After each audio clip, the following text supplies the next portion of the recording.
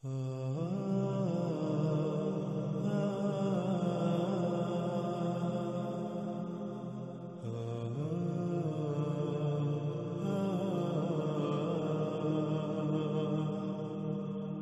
گزشتہ ایک ساتھ میں قرب قیامت ساتھ نکلنے والی آگ، جو کہ الساعۃ کی آخری بڑی علامات و اشراط میں سے ایک تھی، اس پر کھول کھول کر بات ہو چکی۔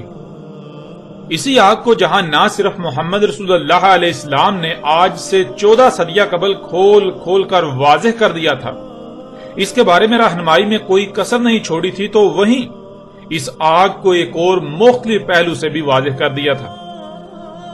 اس آگ کو محمد رسول اللہ علیہ السلام نے فرات سے ظاہر ہونے والا غیر معمولی مقدار میں ظہور کے وقت ایسا قیمتی ترین خزانہ قرار دیا کہ جس کے سامنے اس وقت کی باقی تمام کی تمام قیمتی سے قیمتی اشیاء کی چمک دمک قدر و قیمت ماند پڑ جائے گی۔ اور مزید اس بارے میں کیا کہا، روایات کو سامنے رکھتے ہوئے آپ بات کرتے ہیں اس موضوع پر۔ آپ کو اس وقت سکرین پر 7 روایات نظر آ رہی ہیں۔ ان روایات پر بات کرنے سے پہلے ان میں استعمال ہونے والے کچھ الفاظ کو جاننا بہت ضروری ہے، اور ان میں پہلا لفظ ہے جبل، اور جبل عربی میں کہتے ہیں غیر معمولی حجم والی شے کو، یعنی بہت بڑی مقدار میں کسی شے کا ہونا۔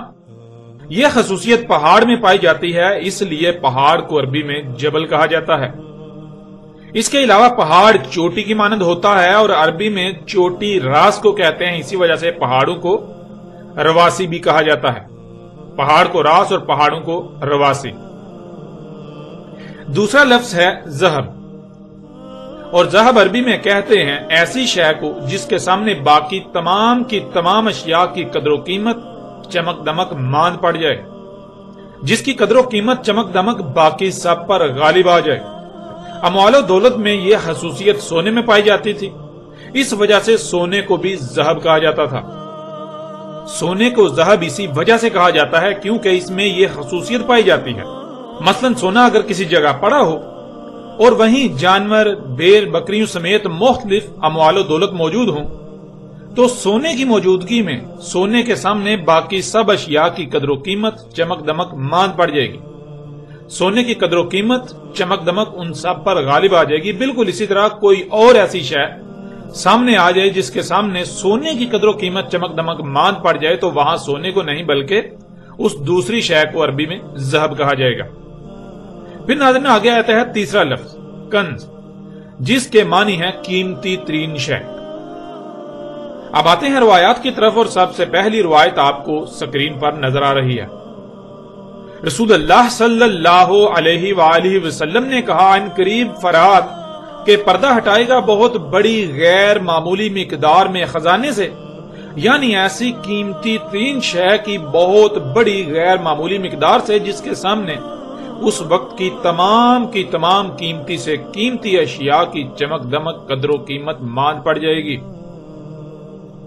پھر اس طرح اگلی روایت، رسول اللہ صلی اللہ علیہ وآلہ وسلم نے کہا، نہیں قائم ہوگی الساعۃ، یعنی انسانوں کے اپنے ہی ہاتھوں سے کیے ہوئے مفسد اعمال کے رد عمل میں آنے والی انسانوں پر آخری بڑی تباہی، جو کہ عظیم زلزلہ ہوگا، یہاں تک کہ فرات پردہ ہٹا دے گا ایک بہت بڑی غیر معمولی مقدار میں ایسی قیمتی ترین شے سے جس کی موجودگی میں اس کے سامنے باقی تمام کی تمام قیمتی سے قیمتی اشیاء کی قدر و قیمت چمک دمک ماند پڑ جائے گی۔ تو ناظرین غور کریں، کیا آج ایسی شے موجود ہے جو فرات کی سرزمین سے ظہور پذیر ہوئی، جس کے سامنے سونے کی بھی قدر و قیمت چمک دمک ماند پڑ گئی؟ جب غور کریں تو حقیقت آپ کے سامنے ہے، اور آج نہیں بلکہ کب کا اس شے کا ظہور ہو چکا، اور آج اسے خام تیل سیال سونا یعنی مایا حالت میں سونا یا بلیک گولڈ یعنی کالا سونا کا نام دیا جاتا ہے۔ ناظرین خام تیل کے ظہور سے پہلے سونے کو ذہب کہا جاتا تھا، کیونکہ سونا ذہب تھا، یعنی سونے میں یہ خصوصیت پائی جاتی تھی کہ سونے کے سامنے باقی تمام کی تمام قیمتی سے قیمتی اشیاء کی قدر و قیمت چمک دمک ماند پڑ جاتی تھی۔ لیکن آج وہ مقام سونے کو نہیں بلکہ خام تیل کو حاصل ہو چکا ہے۔ اور خام تیل کو کیوں یہ مقام حاصل ہوا؟ اس کی وجہ یہ ہے کہ سونے سے آپ کچھ بھی خرید تو سکتے ہیں، لیکن سونے سے کچھ بھی بنا نہیں سکتے۔ اس کے برعکس آج جنہیں آپ سہولتوں، آسائشوں اور آسانیوں کا نام دیتے ہیں، ایجادات کا نام دیتے ہیں، جنہیں آپ اپنے لیے مسیحا سمجھتے ہیں، ان سب کی تخلیق صرف اور صرف خام تیل سے ہی ممکن ہو سکی۔ اس وقت اسی خام تیل سے دنیا جنت کا منظر پیش کر رہی ہے۔ جسے آپ صنعتی انقلاب کا نام دیتے ہیں، وہ اسی خام تیل کی دریافت سے ہی ممکن ہوا۔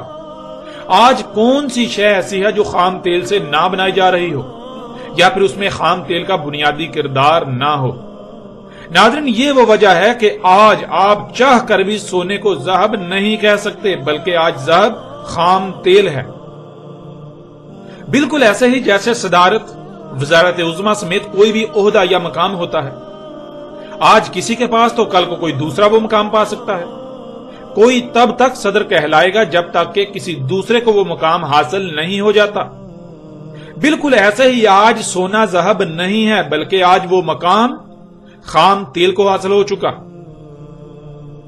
یوں آج اب جب غور کریں تو آپ کو بالکل واضح ہو جاتا ہے کہ آج خام تیل وہ شے ہے جس کے سامنے تمام کی تمام قیمتی سے قیمتی اشیاء، ان میں سونا بھی آ جاتا ہے، سونے کی بھی قدر و قیمت چمک دمک ماند پڑ جاتی ہے۔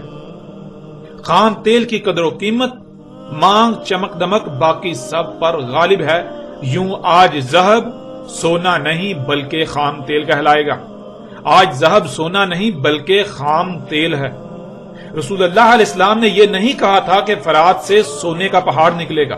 رسول اللہ علیہ السلام نے کہا تھا کہ ذہب کا جبل نکلے گا۔ ذہب یعنی ایسی قیمتی ترین شے جس کے سامنے باقی تمام کی تمام قیمتی سے قیمتی اشیاء کی چمک دمک قدر و قیمت ماند پڑ جائے، جس کی چمک دمک قدر و قیمت باقی سب پر غالب آ جائے، اس شے کا بہت ہی بڑی تعداد میں، بڑی مقدار میں، غیر معمولی مقدار میں ظہور ہونا تھا۔ مزید محمد رسول اللہ علیہ السلام نے اس کی پہچان اور اس کے بارے میں کیا بیان کیا، یہ واضح کرنے کے لیے بڑھتے ہیں اگلی روایات کی طرف۔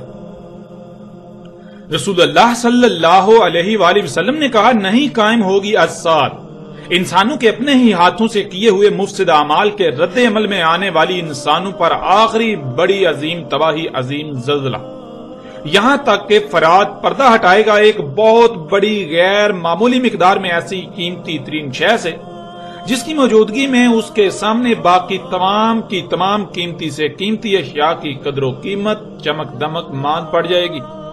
لوگ لڑیں گے اس پر، پس ان کے 10 سے 9 قتل ہوں گے۔ رسول اللہ صلی اللہ علیہ وآلہ وسلم نے کہا، نہیں قائم ہوگی الساعۃ، یعنی انسانوں کے اپنے ہی ہاتھوں سے کیے ہوئے مفسد اعمال کے رد عمل میں آنے والی انسانوں پر آخری بڑی تباہی، عظیم زلزلہ، یہاں تک کہ فرات پردہ ہٹائے گا ایک بہت بڑی غیر معمولی مقدار میں ایسی قیمتی ترین شے سے جس کی موجودگی میں اس کے سامنے باقی تمام کی تمام قیمتی سے قیمتی اشیاء کی قدر و قیمت چمک دمک ماند پڑ جائے گی۔ لوگ لڑیں گے اس پر، پس ان کے ہر 100 میں سے 99 قتل ہوں گے۔ پس ان میں سے ہر شخص یہی کہے گا کہ ہو سکتا ہے میں ہی وہ ہوں جو بچ جاؤں۔ رسول اللہ صلی اللہ علیہ وآلہ وسلم نے کہا، نہیں قائم ہوگی الساعۃ، یعنی انسانوں کے اپنے ہی ہاتھوں سے کیے ہوئے مفسد اعمال کے رد عمل میں آنے والی انسانوں پر آخری بڑی تباہی، عظیم زلزلہ، یہاں تک کہ فرات پردہ ہٹا دے گا ایک بہت بڑی غیر معمولی مقدار میں ایسی قیمتی ترین شے سے جس کی موجودگی میں اس کے سامنے باقی تمام کی تمام قیمتی سے قیمتی اشیاء کی قدر و قیمت چمک دمک ماند پڑ جائے گی۔ پس جب لوگ اس کے بارے میں سنیں گے تو لوگ اس کی طرف چل پڑیں گے، یعنی اس کو حاصل کرنے کے لیے اس کی طرف اپنا رخ کر لیں گے۔ پس کہیں گے جو اس کے پاس ہوں گے، اللہ کی قسم اگر ہم نے چھوڑ دیا تو اس سے سارے کا سارا لے جائیں گے۔ پس لوگ اس پر لڑیں گے حتیٰ کہ تمام کے تمام سے 99% قتل ہوں گے۔ ناظرین، آپ نے روایات کو دیکھا، ان میں رسول اللہ علیہ السلام نے کیا کہا۔ اب اس بات پر غور کریں کہ کیا آج ایسا ہو رہا ہے؟ کیا خام تیل جو موجودہ دور کی قیمتی ترین شے ہے، جس کے سامنے تمام کی تمام قیمتی سے قیمتی ترین اشیاء کی چمک دمک ماند پڑ گئی، سونے کی جگہ یہ ذهب بن گیا، تو کیا جب یہ خام تیل نکلا تو اس کی طرف دنیا کے لوگ بڑھے؟ جب دنیا والوں نے اس کے بارے میں سنا، ان کے پاس اس کے بارے میں خبر پہنچی، ان کو معلوم پڑا کہ اس سے کیا کچھ خلق کیا جا سکتا ہے، دنیا جنت بن سکتی ہے، تو کیا دنیا کے لوگ اس کے حصول کے لیے اس کی طرف بڑھے؟ کیا اس کے حصول کے لیے آپس میں لڑ رہے ہیں، قتال کر رہے ہیں؟ کیا خام تیل پر لڑائی ہو رہی ہے؟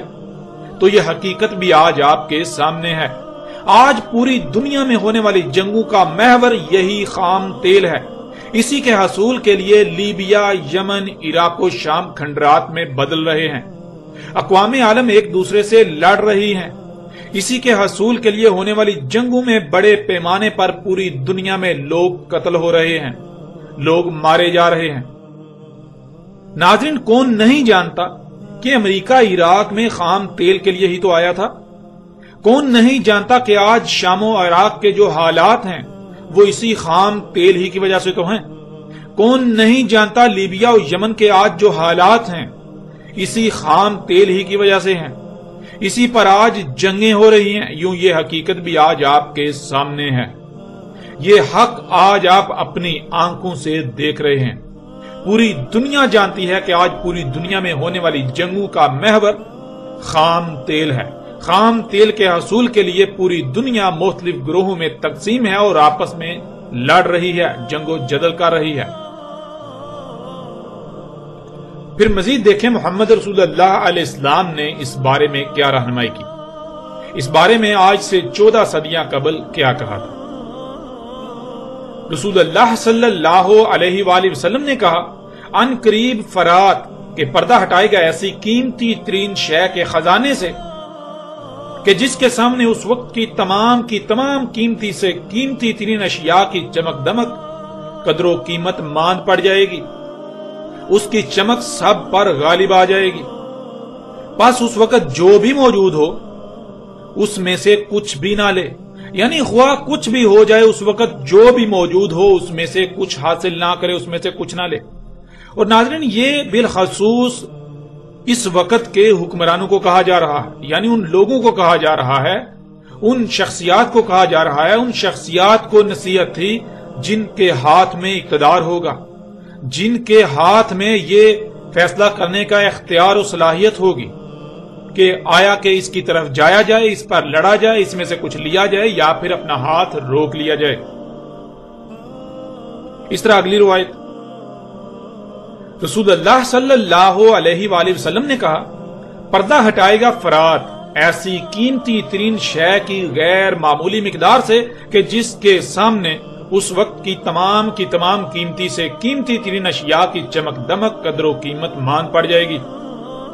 پس قتل ہوں گے اس پر ہر 9 میں سے 7۔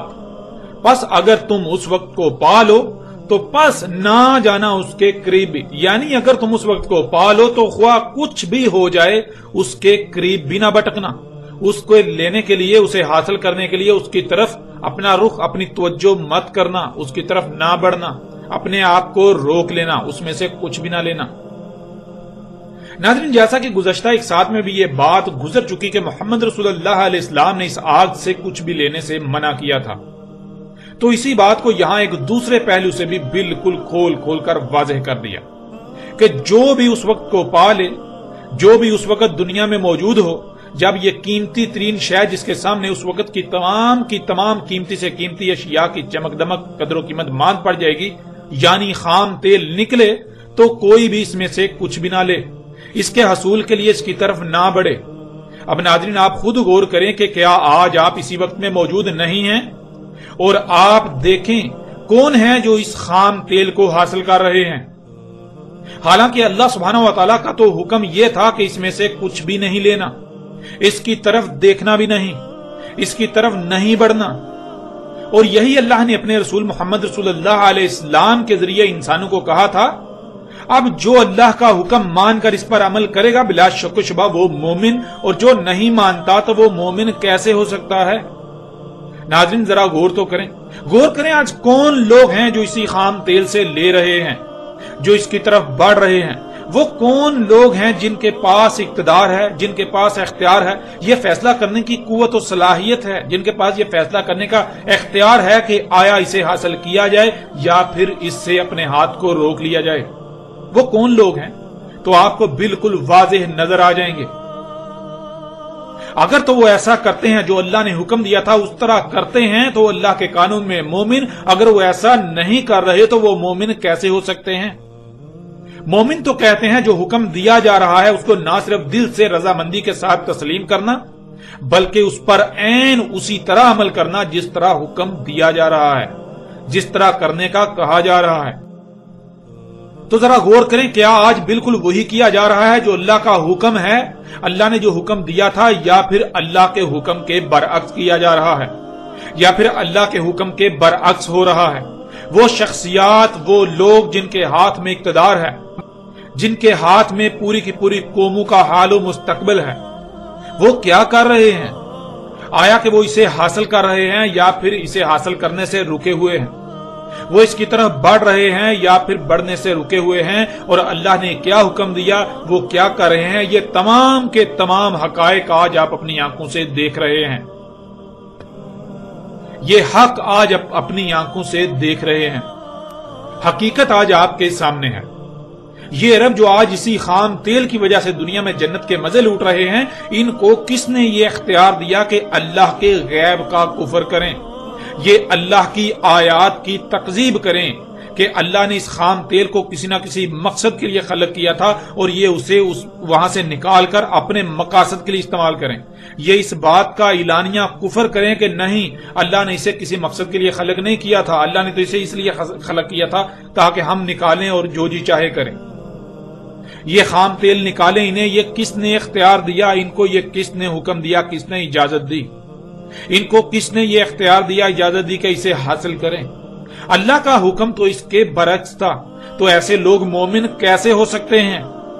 اے آل سعود، اے عرب حکمرانوں اور اے آل سعود اور عرب امراء کے ٹکڑوں پر پلنے والوں، یہ جان لو تم بدترین مشرک ہو۔ ہاں تم مشرک ہو، بدترین مشرک۔ آنکھیں کھول کر دیکھ لو اور کان کھول کر سن لو، تم دنیا کے بدترین مشرک ہو۔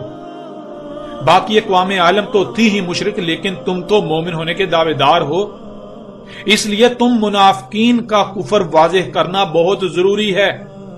جو ہیں ہی کافر ان کو تو سب جانتے ہیں، لیکن تم تو منافقین ہو، تم منافقین ایمان و اسلام کے لبادے اڑے ہوئے ہو۔ تمہیں تکلیف تو بہت ہوگی، لیکن جان لو اس ذات کی قسم جو احد ہے، جو رب العالمین ہے، تم لوگ بدترین مشرک ہو۔ خواہ تمہیں یہ حق کتنا ہی ناگوار کیوں نہ گزرے، لیکن جان لو یہ حق ہے، یہ حق ہے کہ تم بدترین منافق ہو، تم اللہ کے سب سے بڑے مجرم ہو۔ اپنی آنکھیں کھولو اس سے پہلے کہ دیر ہو جائے۔ جان لو یہ آخری بار متنبہ کیا جا رہا ہے، وقت بالکل ختم ہو چکا، اس کے بعد تمہارے پاس کوئی بہانہ نہیں رہے گا۔ آج تم نہیں مانتے تو جان لو وہ رب جو تم پر یہ حق آج واضح کر رہا ہے وہ منوانے پر بھی قادر ہے، اس نے تم سے منوانا بھی قدر میں کر دیا۔ آج اگر مانتے ہو تو دنیا و آخرت میں فائدے میں رہو گے، اور اگر آج تکبر کرتے ہو اور نہیں مانتے تو جان لو تمہیں ماننا ہوگا۔ تم مانو گے لیکن تب تمہارا ماننا تمہیں کوئی نفع نہیں دے گا۔ جان لو عذاب عظیم تمہارے سر پر آ چکا۔ اپنی آنکھیں کھول لو، بعد میں سوائے پچھتاوے کے تمہارے پاس کچھ نہیں رہے گا۔ اے دنیا کے لوگوں، خواہ کسی بھی خطے سے ہو، کسی بھی رنگ، نسل، مذہب، فرقے یا گروہ وغیرہ سے تعلق رکھتے ہو، اپنے گریبان میں جھانکو اور سوال کرو خود سے کہ کیا تم اس ذات کی غلامی کر رہے ہو جس نے تمہیں وجود دیا؟ وہی ذات جس نے تمہارے آباء و اجداد کو وجود دیا، وہی ذات جو تمام مخلوقات کو وجود دے رہی ہے، جس نے تمام مخلوقات کو وجود دیا۔ غور کرو اور پہچانو اس ذات کو کہ وہ کون ہے۔ غور کرو اور پہچانو اس ذات کو کہ وہ ذات کون ہے، اور کیا تم اس کی غلامی کر رہے ہو یا پھر تم جرائم کر رہے ہو، اپنی ہی خواہشات کی اتباع کر رہے ہو؟ اپنے اعمال میں غور کرو، اپنا احتساب کرو اس سے پہلے کہ تمہارا احتساب کیا جائے۔ جان لو وقت بالکل ختم ہو چکا۔